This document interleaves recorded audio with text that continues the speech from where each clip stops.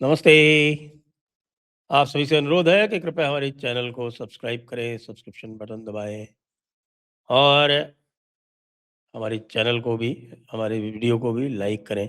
याद दिला रहा हूँ आपको, समर सेल जारी है धर्मापणः स्टोर पर। लिंक नीचे डिस्क्रिप्शन में है। 15% ऑफ ऑन ऑल प्रोडक्ट्स। लेकिन ये 16 अप्रैल से 30 अप्रैल तक ही है। इसकी आप अभी इसका आप लाभ उठा सकते हैं।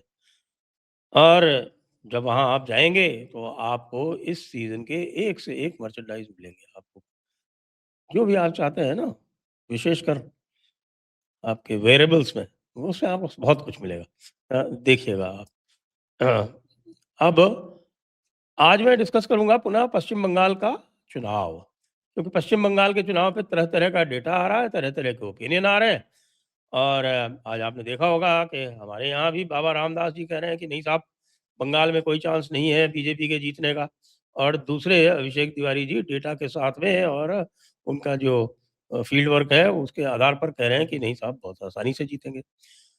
अब इसके लिए फिर और जो डेटा चाहिए तो फिर एक फिनिक्स करके एक कंपनी है और उसका मैं आपको बता देता हूँ। फिनिक्स गाय करके उसका हैंडल है, ट्विटर हैंडल है और उसके ऊपर उसने कुछ बड़ा इंटरेस्टिंग डेटा दिया है और मैं उसको इसलिए शेयर कर रहा हूँ कि भई उसका क्लेम है कि 12,675 का उसका सैंपल साइज़ है।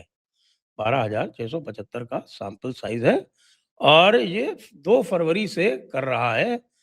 2 फरवरी से 22 मार्च तक किया, फिर 28 मार्च से 8 अप्रैल तक किया और उसके बाद ये पूरा डेटा संकलित करके हमको दिया जा रहा है। तो अब ये जो डेटा दे रहे हैं, उसमें कुछ बड़े इंटरेस्टिंग पॉइंट्स हैं। वो सबसे पहले कह रहे हैं political support by age group, जो आपके सामने दिखा रहा हूँ मैं, political support by age group. तो political support by age group में भाई कह रहे हैं कि यूथ में बड़ा परिवर्तन आया है पिछली बार से और यूथ की सपोर्ट जो है वो लगभग 52% है। यूथ मतलब 18 से 30 एज ग्रुप।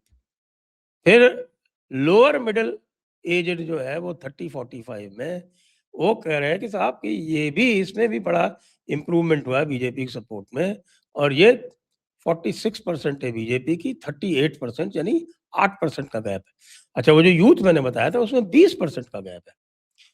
तो ये बता दूं आपको कि पश्चिम बंगाल का जो डेटा है वो उसके हिसाब से हम जानते हैं कि वहाँ की जो कहीं की भी भारत की भी जो मीडियन एज है वो लगभग 27 वर्ष है, लेकिन वहाँ की मीडियन एज थोड़ी सी ज़्यादा है। तो ये लगभग ये जो पहले 2 ग्राफ हैं, ये लगभग 60 से 65% इलेक्टोरेट को रिप्रेजेंट कर रहे हैं। तो 60 से 65% इलेक्टोरेट में यदि ये फिगर है, चलिए हम 60% मान लेते हैं, तो 60% में अगर 52% और 46% है, इनको हम 30-30% अगर इक्वल भी कर लें तो अब आप ये देखिए कि जो इसका मीडियन लेना पड़ेगा फिर, तो ये तो आ जाएगा 48%। यानी साहब 60% का 48% बीजेपी ले जा रही है। तो 60% का 48% का मतलब हुआ कि आप लगा लीजिए, ये हो गया 28.8%। तो इन 2 ग्रुप से उसको 28.8% मिल रहा है। फिर अपर मिडिल एज ग्रुप में बता रहे हैं कि साहब बराबर सा है, यानी 45 से 60 का, ये 45 से 60 का जो ग्रुप है ये लगभग 20% होता है। तो 45 से 60 का ये आप लगा लीजिए कि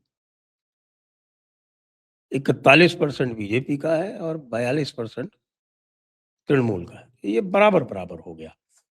फिर सीनियर सिटीज़न्स में वो आप ये समझिए कि ये लगभग 20% बताया मैंने। सॉरी, हाँ, हाँ जी, करीब 20% हुआ और सीनियर सिटीज़न करीब 15% हुआ, उधर बढ़ाना पड़ेगा थोड़ा-सा। और ये है 43% और 39%, यानी 4% का जो फ़र्क है, ये 4% का फ़र्क अ, ये आ रहा है आपकी उसपे। बाकी जो 40% पे मान लेते हैं, क्योंकि उसको हमने 60% लिया है, इसे 40% ले लेते हैं। हालाँकि इससे बीजेपी को नुकसान है, तो मैं बाद में कोई आधा % और जोड़ दूंगा बीजेपी में इस नुकसान को पूरा करने के लिए। तो यहाँ पे बीजेपी जो है इसमें मिला के मीन ले लीजिए 40% ले रही है यानी, और जो तृणमूल है वो लगभग 42% ले रही है। तो 40% ऑफ 40 ये हो गया लगभग 16%। तो 28.8 और 16% जो है वो मिल के हो जाता है 44.6%, यानी 45%। इसके हिसाब से तो भाई 45% वोट जा रहा है बीजेपी को, 45% वोट, और 16.5 और नीचे का जो है आपका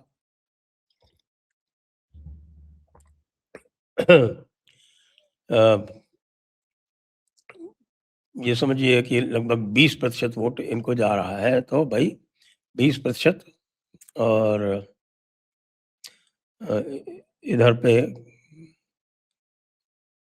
लगभग 17%, तो 37% है, यानी कि 45% और 37% का अंतर इसमें दिखाई पड़ रहा है।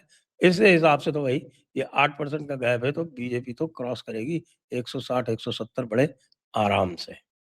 अब अगला ले लेते हैं, जो अगला उनका है ये भी इंटरेस्टिंग है। वो दिखाता है political support Hindu main versus women, ये खाली हिंदुओं का लिया इन्होंने। तो हिंदू मेन रूरल बीजेपी को सपोर्ट है 62% और टीएमसी को है 21%। फिर हिंदू मेन अर्बन में 66% और 17%। फिर हिंदू वीमेन रूरल में कह रहे हैं साहब 42% 45% है। हालांकि मैं इससे बहुत ज्यादा सहमत होता नहीं हूँ। देखिए फैमिलीज जो है भारत में एक ही तरह से वोट देती है। फिर इधर हिंदू वीमेन अर्बन में 49%, वो 49% भी इनसे ज्यादा है। यहाँ पर अगर कम भी मान ले तो इसमें भी हिंदुओं में जो पैटर्न है वो दिखा रहा है ओवरवेलमिंग सपोर्ट फॉर बीजेपी। अब पॉलिटिकल सपोर्ट मुस्लिम मेन वर्सेस वीमेन, अब इसमें तो कोई आश्चर्य की बात नहीं है, लेकिन लेकिन लेकिन ये है कि पिछली बार 90% सपोर्ट थी। अब ये चारों एज ग्रुप में है, ये चारों जो ग्रुप हैं, मुस्लिम मेन रूरल में 68, मुस्लिम मेन अर्बन में 67 और मुस्लिम विमेन रूरल में 70% और मुस्लिम विमेन अर्बन में 69%। ये 70% से जो टोटल है ये 70% से कम हो रहा है। और कंसिस्टेंटली इसमें आप ये देखें, इधर यहाँ मुस्लिम मेन रूरल में लगभग 32% और इधर आपके 33% मुस्लिम मेन अर्बन में और 30% मुस्लिम विमेन रूरल में और 31% मुस्लिम विमेन अर्बन में। ये जा रहा है आईएनसी, सीपीएम और अनडिसाइडेड को, ICN, CPM and others plus undecided. तो हो सकता है भाई ये डिसीजन भी उनके लिए हो जाए, लेकिन ये अगर 70% रह गया तो भाई नुकसान होगा टीएमसी को, और वो नुकसान जो है वो बीजेपी जितना नुकसान करेगी उससे भी अधिक हो सकता है। फिर ये पॉलिटिकल सपोर्ट बाय कैटेगरी, यानी जनरल में हिंदू में 50%, ओबीसी हिंदू में 51%, एससी हिंदू में 57%, एसटी हिंदू में 48% और माइनॉरिटी में 3%। बहुत हो, और ये 3% भी I bet they will be Christians and Buddhist and such other people, they will not be Muslims. अब अगला कोहॉर्ट ले लेते हैं। अगले में ये political category by sub category बता रहे थे। तो मथुरा में 61% सपोर्ट बीजेपी को है और 27% है, जो पिछली बार से टीएमसी की सपोर्ट कुछ कम हुई दिखती है। यहाँ 10% अनडिसाइडेड भी है। तो ये जो 61% है, पिछली बार ये पूरा 60-40 में बटा था। इस बार ये केवल 27% ही है और मुझे लगता है कि अंत आते-आते ये 70% हो जाएगा। इधर राजवंशी में ये 67% है।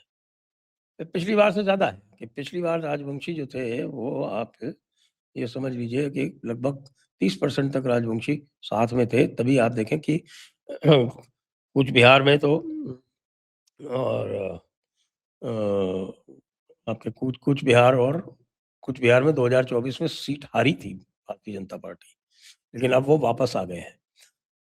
कुर्मी यानी कि ये जो जंगल महल का एरिया है और ख़ास तौर से जो पुरुलिया और बांकुरा का एरिया है, झारग्राम का एरिया है, यहाँ पर 60% हो गया। पिछली बार उल्टा हो गया था।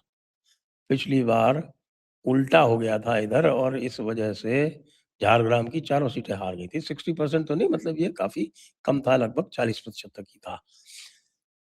और 10% अनडिसाइडेड भी है, ये भी अभी तय करेगा।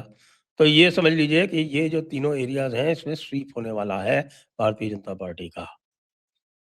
नॉर्थ बंगाल में है राजवंशी, तो वहाँ तो होना ही है। मतुआ है, ये आपके नदिया और नॉर्थ 24 परगना में, तो ये भी इसका मतलब है कि पिछली बार से ज़्यादा सीटें लाएँगे। और अगला चलते हैं, अगला है पॉलिटिकल प्रेफ़रेंस बाय सेक्टर।